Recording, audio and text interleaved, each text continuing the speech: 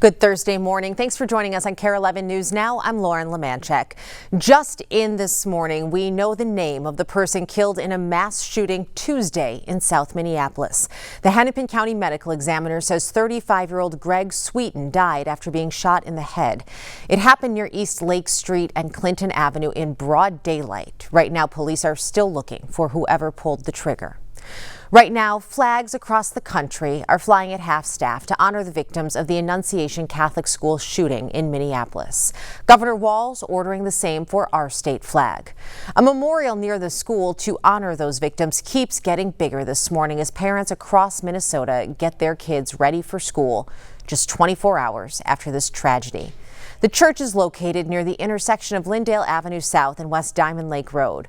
That shooting unfolding at a back-to-school mass just after 8 a.m. yesterday morning. The shots coming through the stained glass on the side of the building as kids sat in their pews praying. 2 children, just 8 and 10 years old, were killed. 17 others were hurt. We have a lot of ground to cover this morning. Let's start with Michelle Beck, who has the latest on the investigation into the shooting. Good morning to you. I can tell you that the nation is grieving with South Minneapolis this morning.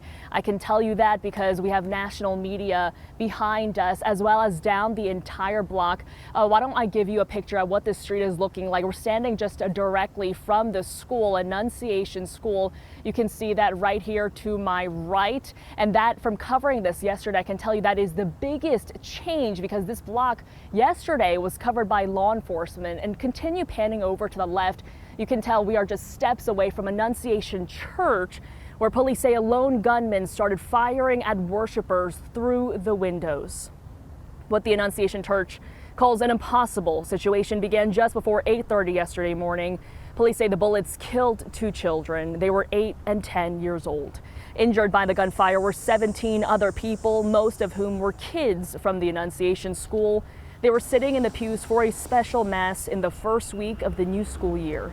Police say the shooter came dressed in black with camo pants, armed with a rifle, shotgun, and pistol. The 23-year-old suspect died by suicide, but before they did, police say they barricaded doors to the church and fired through the windows. Within seconds of this situation beginning, our teachers were heroes. Children were ducked down. Adults were protecting children, older children were protecting younger children. And as we heard earlier, it could have been significantly worse without their heroic action. And we often come to these and say, these unspeakable tragedies, or there's no words for this. There shouldn't be words for these types of incidents because they should not happen.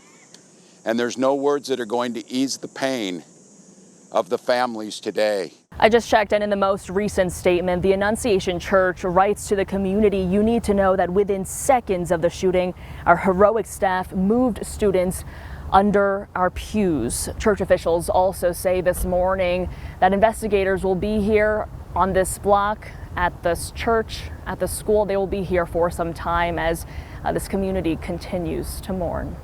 Back to you. As police continue their investigation this morning, we are also learning more about the shooter, 23-year-old Robin Westman.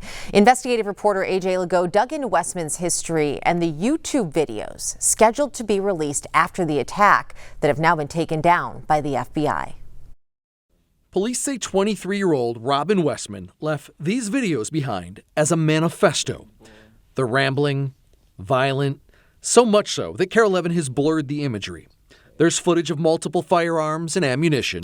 Words and phrases scrawled across the guns and magazines range from the names of other school shooters to threats against President Trump, along with racial slurs towards the Black and Jewish communities, and expressed hostility towards religion. In all, a lot of hate. The killer kept diaries, 2 notebooks, written in a conglomeration of the Russian Cyrillic alphabet and English. KARE 11's producer MJ speaks Russian and spent hours decoding parts of the diary. So what this person did is took Russian alphabet letters and used them to write out the words in English. What I'm doing is translating these words letter by letter and based on a sound, trying to figure out what did he actually mean. The translation reveals dated entries. On May 23rd, Robin describes an obsession with mass shootings. specifically school shootings that date back to 7th grade, and how talking about it scared other children and was reported to adults. A source close to Annunciation School tells KARE 11 in the year Robin went there were consistent disciplinary issues. The diaries contain a hand-drawn sketch showing what appears to be the layout of the church. KARE 11 has translated the caption, "Annunciation from Memory." While looking into the shooter's past, we found 2 different names. We know from court records that in early 2020, while still a minor, there was an order granting a name change to Robin.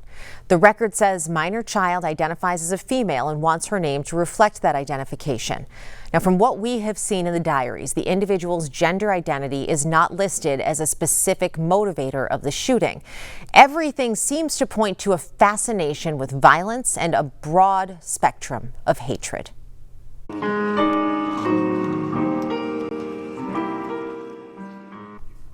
In the last 8 hours, a vigil wrapped up at Lyndhurst Park, organized by Moms Demand Action.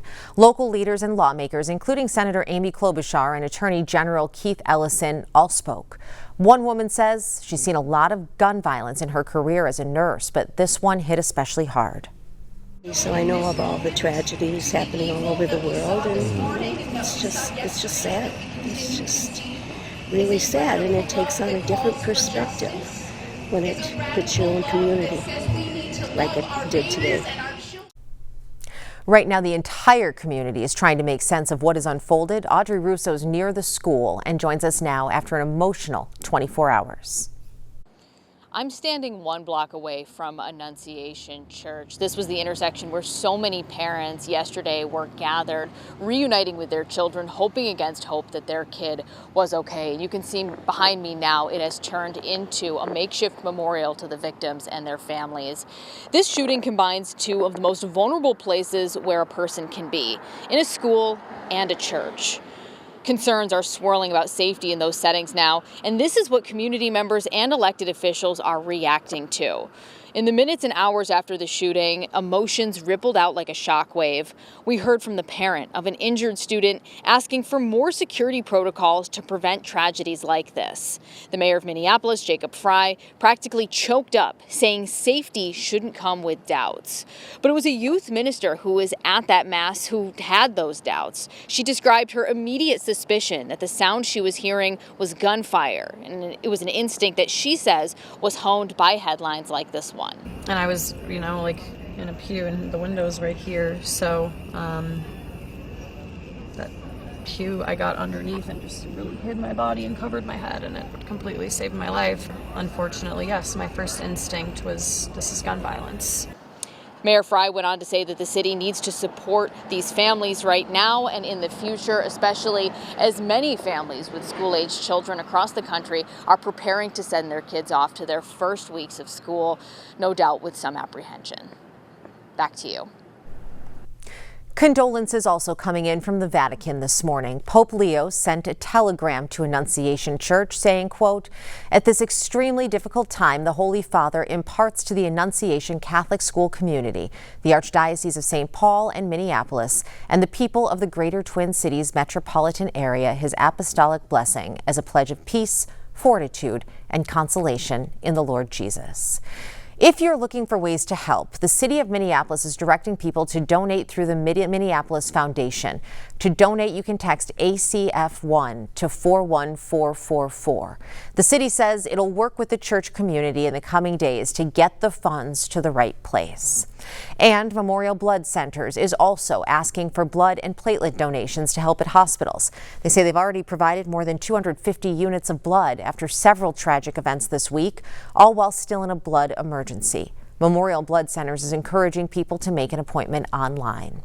This story will be developing for weeks, and we will stay on top of it, bringing you any updates we get. Stay with KARE 11 Plus for the very latest.